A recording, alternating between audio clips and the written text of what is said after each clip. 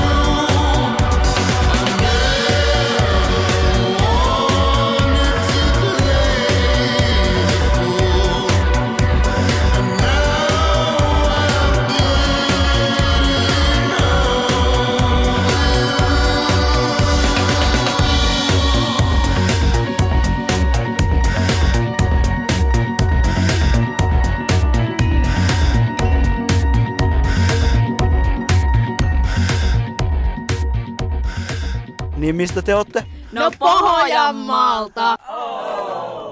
Heidi hei, mä haluaisin kuulla, että onko sulla ollut lapsena niinku tällaisia lapsuuden haaveita tai jotain sellaista haaveammattia, että miksi sä niinku haluut 10-vuotiaana sille, että mä haluan poliisiksi. Onko se ollut haaveammattia?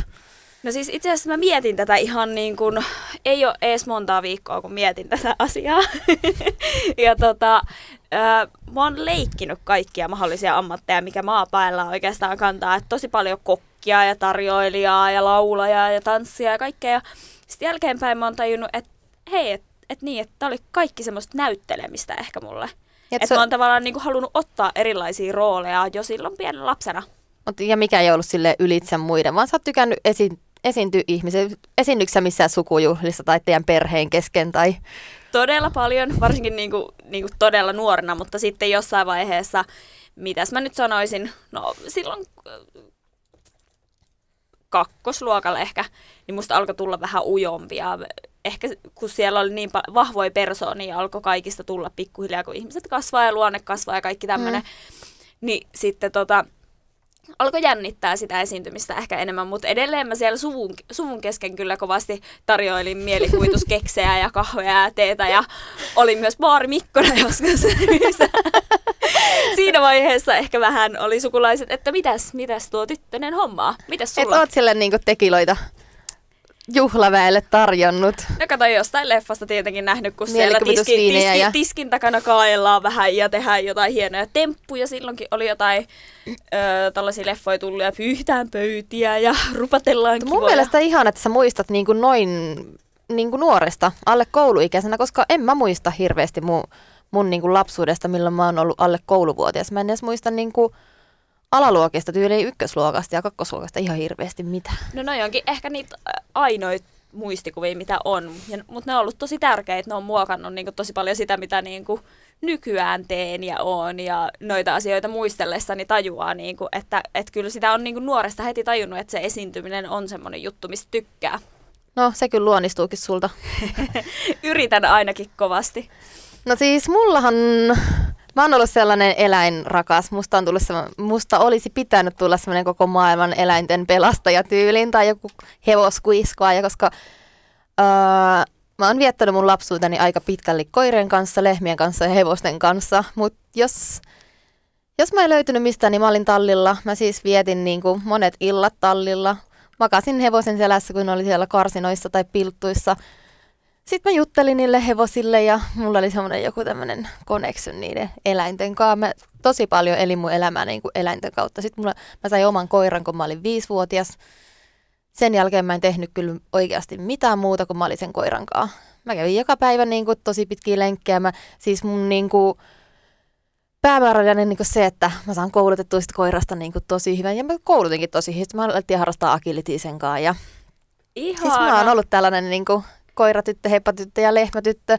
Mutta siis me ollaan molemmat oltu heppatyttöjä, koska mulla oli kanssa sille, että mä kävin tosi usein tuolla talleilla ja oli vielä semmoinen diili siellä talliomistajien kanssa, että kun me siivottiin ne karsinat niin me saatiin sitten ratsastaa tunti. Ja sitten me käytiin pari kertaa viikossa siellä myös jäykkäkouristus pistoksen jälkeen, milloin käsi oli ihan pirun kipeä, mutta oli pakko päästä ratsastamaan, niin käytiin karsinat siivoamassa, että pääsi ratsastamaan. Joo, se on kyllä ihanaa. Hevoset on ollut kyllä lähellä sydäntä. Ja sitten mitä mä oon niinku pienenä tehnyt, niin olen ratsastanut lehmillä myöskin laitumella, kun kesällä ne on siellä laitumella. Niin joo. Ilman mitä satuilla me hypättiin niinku lehmän selkään ja sitten laitumen toisesta päästä laitumen toiseen päähän. Se oli semmoinen mun juttu. Mutta eläinten parissa mä oon sit mä kuvittelen, että en mä koskaan muutu tästä. Okei, eläimet on vieläkin tosi rakkaita mulle. Ja mä voisin itse asiassa tehdä duunia eläinten kanssa, mutta ehkä muokkaantuu pikkuhiljaa tämä, että mitä haluaa tehdä ja kuka itsestä tulee. Siis kyllä se muokkaantuu. Ennen kuin mä lähdin lukioon, niin siis mähän harkitsin, että mä lähden hevosopistoon oikein opiskelemaan.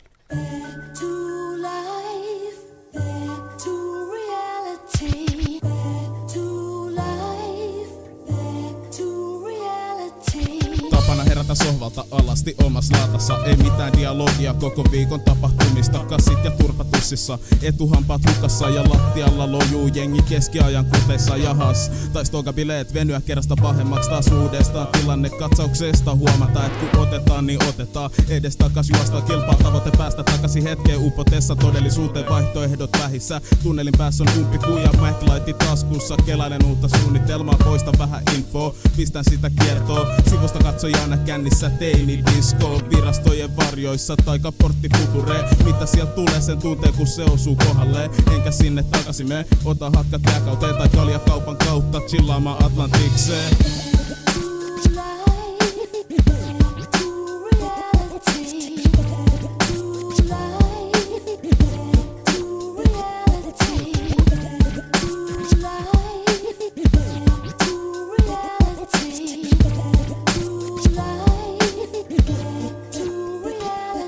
Havahdun aamulla darratso aattas on huoneessa bluntti huulassa. Äkkiä tulee se vieressä iso kaasa kuvetta. Heräämä uudestaan omasta huoneesta vielä huonemasta kuosista. Olo niinku ruumilla, kaipaa tähän helpotusta. Vaikka sitä karstaa mustaa senkin imuttaminen pelkää tuskaa. Kelpaas vaikka raaka viina päätä huima kukku kuivaa takana. Niin viina piru alkaa huutaa suoraan käännyn sen suuntaan. Aika julma kun harukalla murhaa se siihen paikkaan. Paikasta B, paikka C, taas teleporttaan ei saatana. Kuka mua ohjaan, huomaan että on ulkona. Boksereilla, haukkamas happea hallusinaation nousun maksimus tykkäni karkaa vissiin taksiltos. Veikkaan että overdose. Katsotaan pääsekö takaisin pois. Olenko vielä se eilisen boy vai mieltä skidisti tuhelloin. En usko että siihen voi. Järki mut takas totuuteen toi.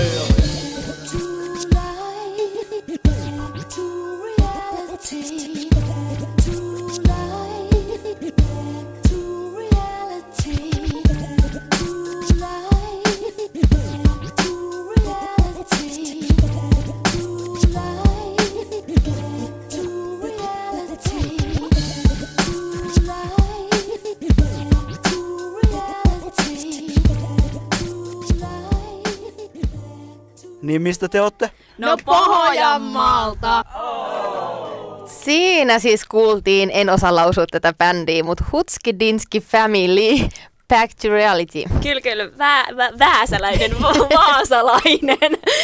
Vaasalainen bändi siis kyseessä. Ihan sika hyvää settiä, kannattaa käydä kuuntelemassa vaikka YouTubesta, mistä löytyy, mutta SoundCloudista ilmeisesti enemmän. Tää on paukun tuomia yllätyksiä tuolta. Vaasalaiset rokkaa. Vaasalaiset rokkaa ainakin aina välillä. Mutta rokkaako sinkkuelämä? Mitä on sinkkuelämä huonoin puoli? Siis tää on niin paha, kun on ollut niin kauan sinkku. Tai niin. Onhan tässä niinku tapailun välissä, mutta aina kun rupeaa tapailemaan ja siitä alkaisi tulla vakavampaa, niin sä oot niin tottunut siihen omaan tilaan ja siihen, että sun ei tarvitse ottaa sitä toista ihmistä huomioon. Niin se on kyllä ehdottomasti ehkä huono puoli sit niinku pitemmällä aikavälillä. Totta. Että sä alat olemaan niin itsenäinen.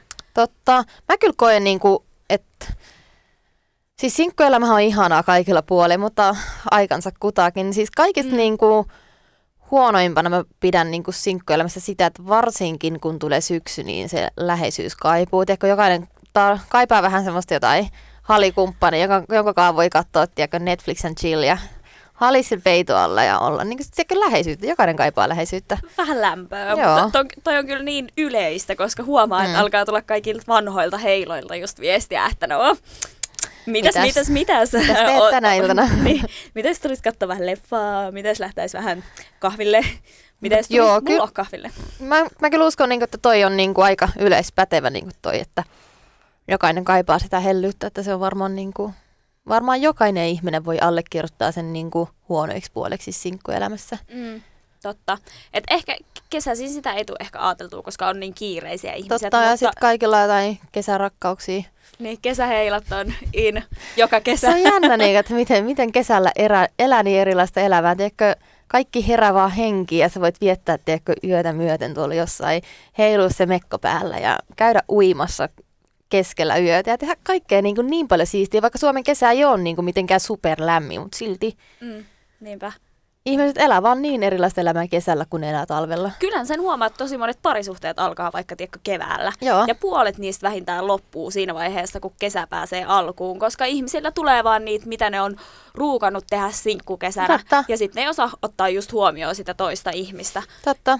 Ja sen näkee sen vaikutuksen ihan Niin ja onhan sikana. tässä nyt tämä perus melkein joke, kun kevät niin kuin alkaa tulemaan ja naiset alkaa laittaa vähän lyhempää hametta, niin miehet sattumoisin saattaa ajaa ojaan tai jotain muuta. No, mutta onhan tuolla niitä työmiehiäkin, jolla ei paitaa päällä. Että mun mielestä ne Totta. kääntää mun huomioon kyllä paljon enemmän kuin ne naiset. Totta.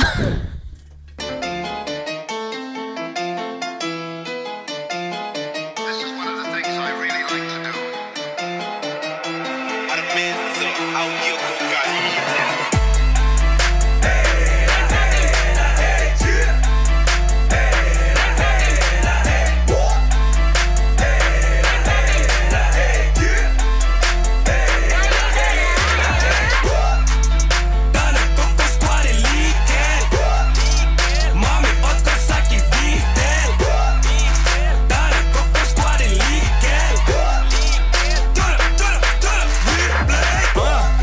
Vamonos, nyt puhuu El Patron. Ainut ehdoton Santa, olen koskematon. Mä on se, minkä sun faijas pelkää eniten. Sun mutsis unelmaa, päivy tumma ja tulinen. Naharin, laritari, we like to party. Unohtakaa ne baarit, taukotti bileiden pallo. Tää on mikään naamu, mut mun portsari on kun lihaspallo. Jos se on nimi listalla, pelit ala, tuo sun squad kamu. Jos on mimme, okei, se kyllä ehkä natsa. Ottakaa rennosti, mikä sä ees kassa. Päädyt tänne on selvet, sun jäbä on jäänyt matkan. Anna talon kierrokseen, jos lupat, et sä oot mun jatko. Mami, uskon, et korona vie mut koman. Upottaan tequila, niin kois nainen ja mun oma. Tooma, bileiden teemon viiva la vida loca. Jos tänään ei lennä latta, niin ei sitten vitun koskaan. Let's turn up!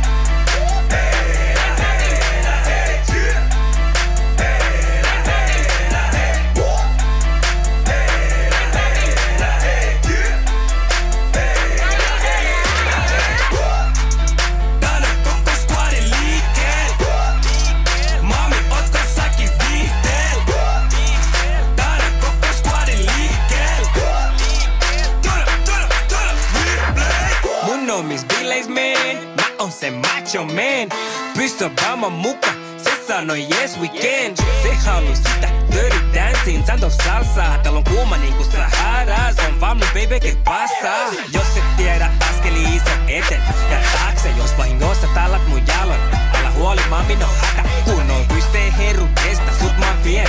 No drama, turha sun katto kello, puhutaan loppu vasta mañana mama. Anyway, nyt mennään, eikä meinata. Pootibilletin poistumuodista on todistettu jo aikoinaan.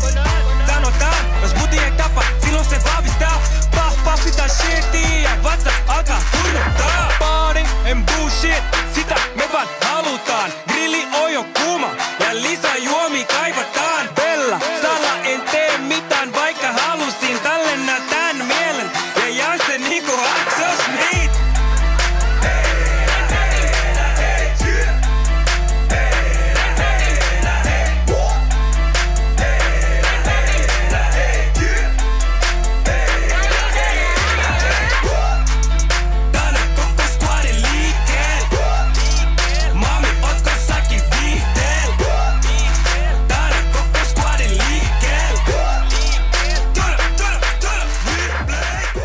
Niin mistä te ootte? No Pohjanmaalta!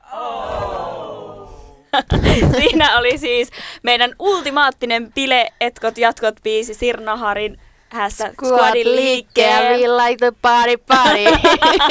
Ihan niinku uuten vuoden. Exactly. Siis ihan just on uusi vuosi. Varmaan Suomen toisiksi suosituin bilepäivä voisin epäillä. Varmaan juhannuksen kanssa tälleen niin kuin aika samalla levelillä mennä. Niin suuri osa suomalaisista silloin bilettää. Osa lähtee mökkeileen, osa viettää ihan kaupunki uutta vuotta. Mikä sulla on ollut tapan?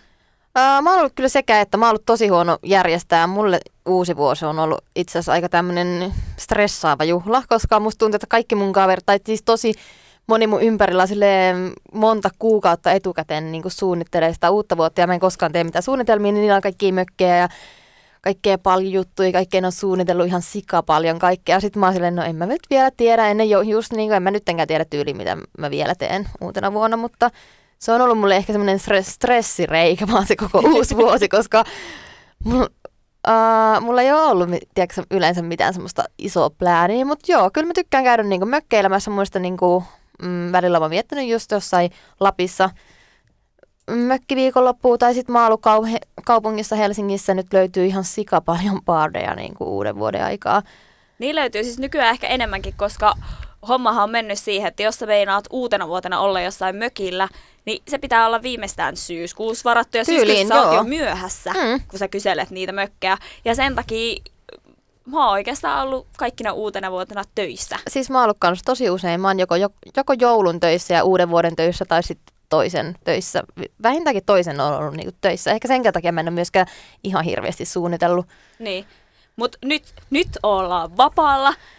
Nyt mennään. Joo. PK-seudultakin löytyy ilmeisesti aika paljon bileitä. Joo, tämmöinen Helsinki uusi vuosi. Ihanaa. Mun mielestä niin tämmöinen juhlintaa. Niin. Siis mä muistan Oulussa, meillä oli tapana tosi usein siinä asui mun kaveripariskunta niin kaupungin aikaisiin laitamilla, siis siitä käveli jonkun, mitäköhän siitä olisi kävellyt, maks 10 minuuttia ihan siihen keskustaan. Mutta siellä kumminkin semmoisessa 2-kerroksisessa kerrostalossa vietettiin uutta vuotta, tehtiin kaikkea hyvää ruokaa, käytiin vähän siinä kauempana ampumassa raketteja, ettei ihan mihinkään kerrostaloihin niitä ammuta, mutta ihan sikakovia bileitä vietettiin siellä ja tosi usein ei edes jaksettu lähteä baariin tai sitten niin meikäläinen joskus sammui joskus 12 aikaa ja 2 aikaan päätin, että minähän lähden nyt baariin, kun kaikki muut tuli baarista takaisin. Mun mielestä bileet on silloin ihan sairaan hyvä, että jos ei porukka halua lähteä sieltä niinku baariin, ja silloin se niinku porukka pysyy kasassa. Mutta itse asiassa mä luulen kyllä nyt, että tämän uuden vuoden aikaan koko kaupunki on niinku pailaamassa. Mä veikkaan, että mestat on aika täynnä ja sitten täällä on myös ilotulitteita. Sitten mitä mä luin varmaan pari kuukautta sitten Facebookista, siis että Mannerheimin tieltä vuokrataan tyylin joku pätkä, että siinä on sellaiset niinku bileet, siellä olisi soittamassa jotain Robinia, jotain Tuure Kilpeläistä.